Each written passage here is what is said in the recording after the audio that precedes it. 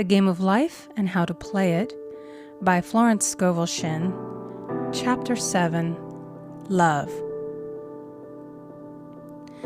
Every man on this planet is taking his initiation in love. A new commandment I give unto you, that ye love one another. Ouspensky states in Tertium Organum that love is a cosmic phenomenon and opens to man the fourth dimensional world, the world of the wondrous. Real love is selfish and free from fear. It pours itself out upon the object of its affection without demanding any return. Its joy is in the joy of giving. Love is God in manifestation and the strongest magnetic force in the universe. Pure, unselfish love draws to itself its own. It does not need to seek or demand. Scarcely anyone has the faintest conception of real love. Man is selfish, tyrannical, or fearful in his affections, thereby losing the things he loves. Jealousy is the worst enemy of love, for the imagination runs riot, seeing the loved one attracted to another, and invariably these fears objectify if they are not neutralized. For example, a woman came to me in deep distress. The man she loved had left her for another woman and said he never intended to marry her. She was torn with jealousy and resentment and said she hoped he would suffer as he had made her suffer, and added, "How could he leave me when I loved him so much?" I replied, "You are not loving that man, you are hating him," and added, "You can never receive what you have never given. Give a perfect love, and you will receive a perfect love. Perfect yourself on this man. Give him a perfect, unselfish love, demanding nothing in return. Do not criticize or condemn, and bless him wherever he is." She replied, "No, I won't bless him unless I know where he is." "Well," I said, "that is not real love. When you send out real love will return to you, either from this man or his equivalent. For if this man is not the divine selection, you will not want him. As you are one with God, you are one with the love which belongs to you by divine right." Several months passed, and matters remained about the same, but she was working conscientiously within herself. I said, "When you are no longer disturbed by his cruelty, he will cease to be cruel, as you are attracting it through your own emotions." Then I told her of a brotherhood in India who never said good morning to each other. They used these words, "I salute the divinity in you." They saluted the divinity in every man and in the wild animals in the jungle, and they were never harmed, for they saw only God in every living thing. I said, "Salute the divinity in this man and say, I see your divine self only. I see you as God sees you, perfect, made in his image and likeness." She found she was becoming more poised and gradually losing her resentment. He was a captain, and she always called him the Cap. One day she said suddenly, "God bless the Cap wherever he is." I replied, "Now that is real love, and when you have become a complete circle and are no longer disturbed by the situation, you will have his love or attract its equivalent." I was moving at this time and did not have a telephone, so was out of touch with her for a few weeks, when one morning I received a letter saying, "We are married." At the earliest opportunity, I paid her a call. My first words were, "What happened?" "Oh," she exclaimed, "a miracle.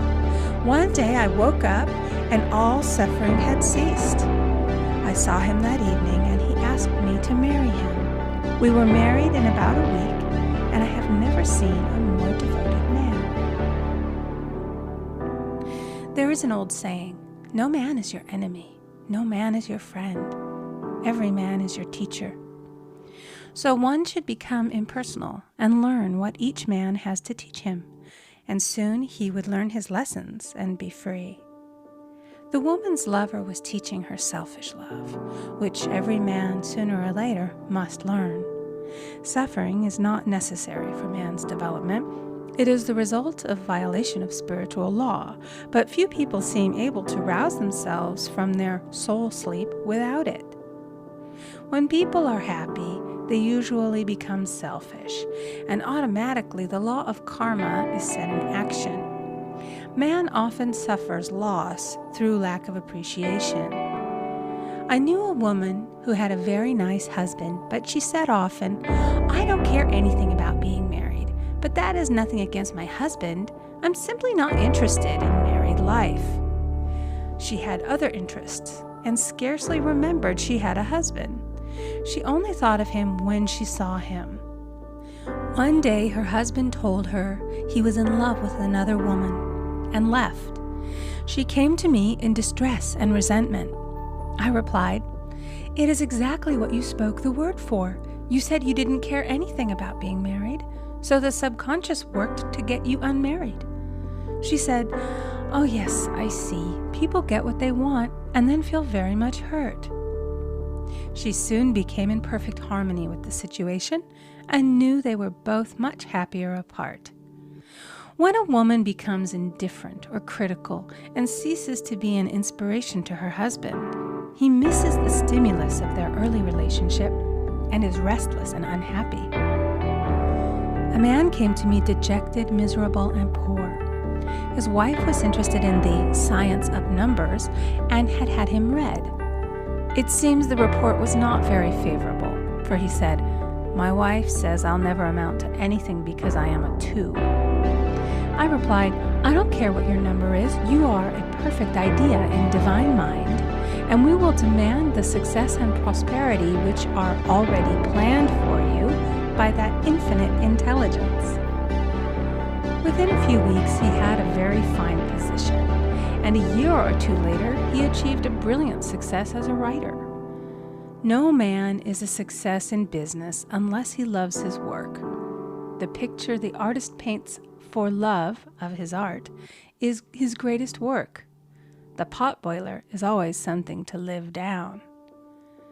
No man can attract money if he despises it. Many people are kept in poverty by saying, "Money means nothing to me. I have a contempt for people who have it." This is the reason so many artists are poor. Their contempt for money separates them from it. I remember hearing one artist say of another, "He's no good as an artist, but he has money in the bank." This attitude of mind, of course, separates man from his supply. He must be in harmony with a thing in order to attract it. Money is God in manifestation, as freedom from want and limitation. But it must be always kept in circulation and put to right uses. Hoarding and saving react with grim vengeance. This does not mean that man should not have houses and lots, stocks and bonds, for the barns of the righteous man shall be full.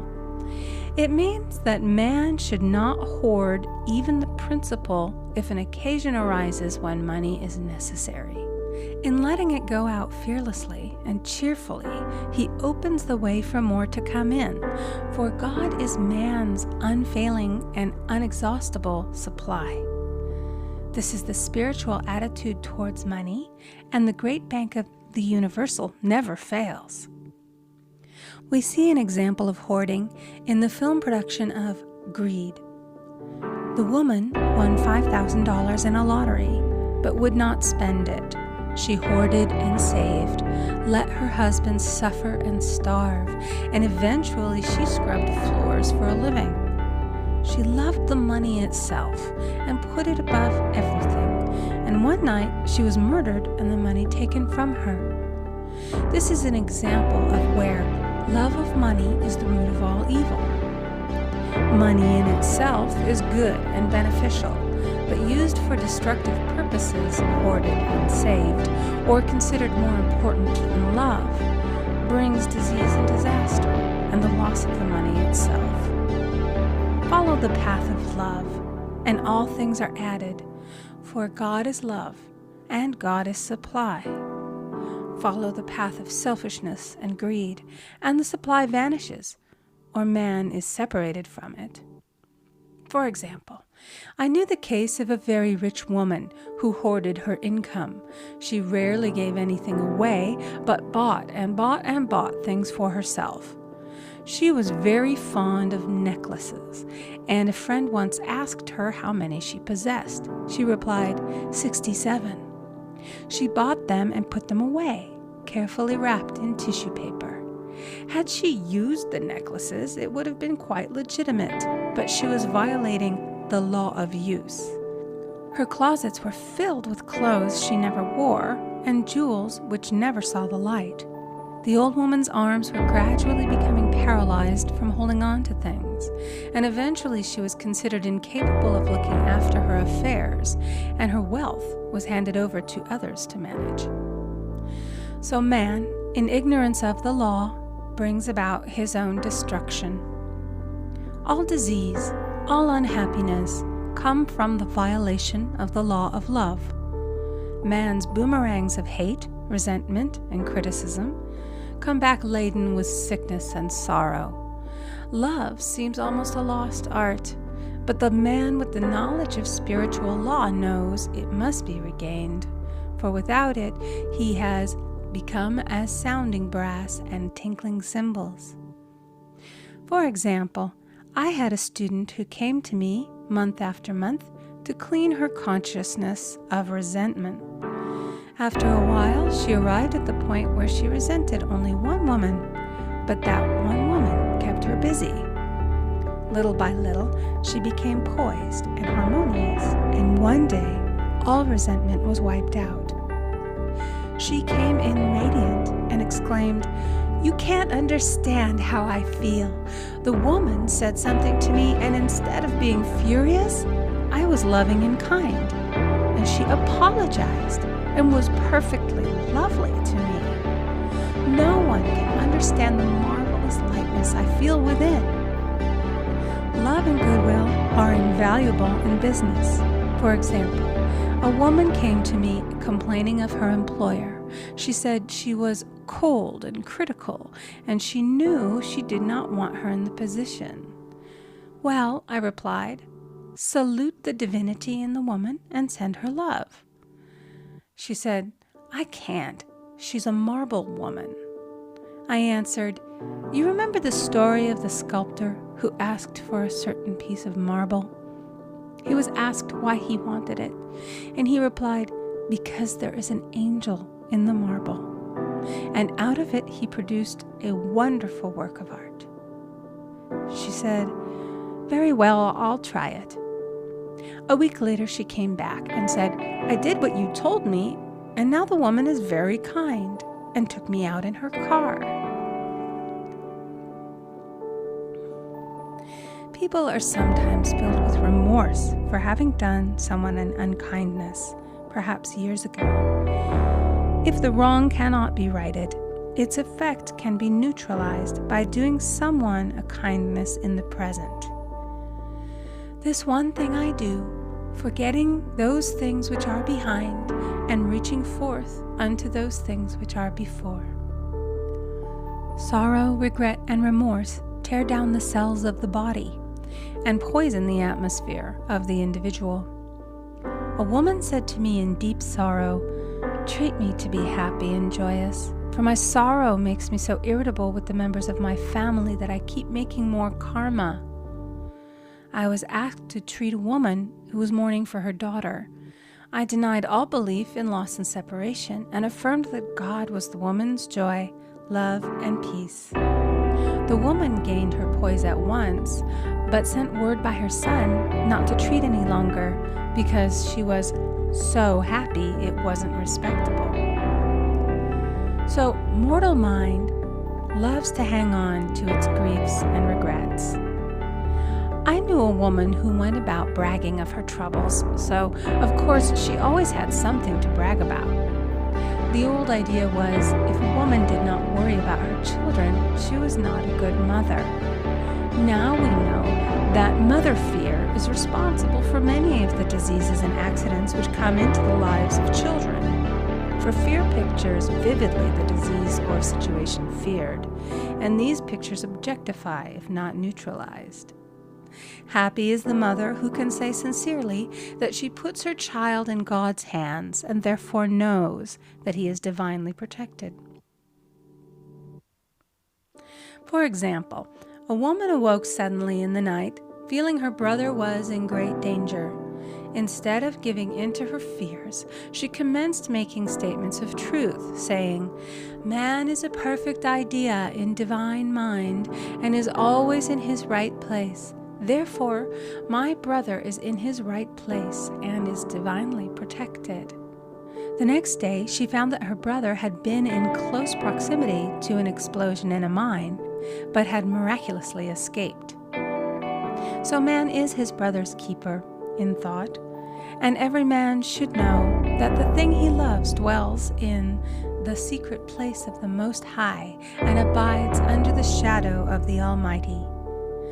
There shall no evil befall thee, neither shall any plague come nigh thy dwelling. Perfect love casteth out fear. He that feareth is not made perfect in love.